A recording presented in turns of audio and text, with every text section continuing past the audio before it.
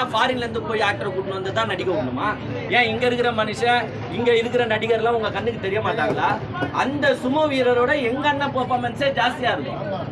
எங்க அண்ணன் நீங்க கதாநாயகன் கேரக்டர்லாம் நீங்க தர மாட்டீங்க. இந்த பெர்ஃபார்மன்ஸ் கூட படத்துல பண்ணலங்க, கடுப்பாகுதுங்க எனக்கு ரொம்ப அப்செட்டா இருக்கு. எங்க அண்ணனையாச்சும் நீங்க ஜப்பானுக்கு கூட்டு போயிருக்கலாம்ல. ஜப்பானை சுத்தி காட்டுறதுக்காக ஒரு படம் கண்டிப்பா.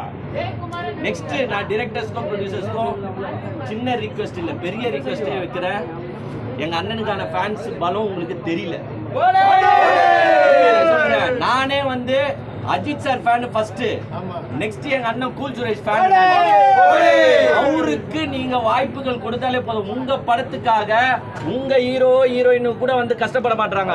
ஆனா எங்க அண்ணன் வந்து கஷ்டப்பட்டுட்டு இந்த மாதிரி ட்ரெஸ் போட்டுட்டு சிவா சார் வந்து நிப்பாரா?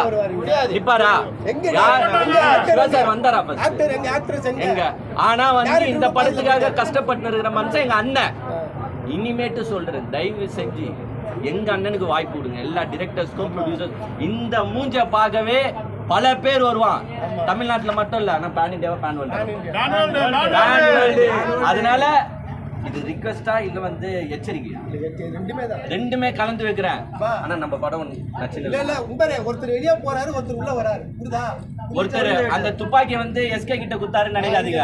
அது மிஸ்டேக், அது மிஸ்டேக் ஆஃப் ஃபேக்ட் ஆகிருக்கு. அந்த துப்பாக்கி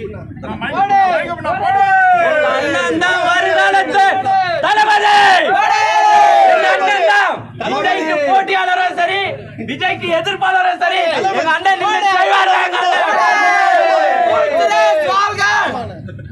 வெந்து தள்ளினது காடு.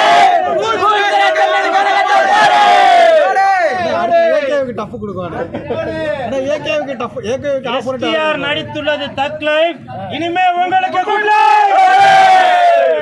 எஸ்டிஆர் நடித்தது தக் லைஃப், இனிமே உங்களுக்கு குட் லைஃப். எஸ்டிஆர் நடித்தது தக் லைஃப், இனிமே உங்களுக்கு குட் லைஃப். எஸ்டிஆர் நடித்தது தக் லைஃப், சும்மாக்கு குட் லைஃப்.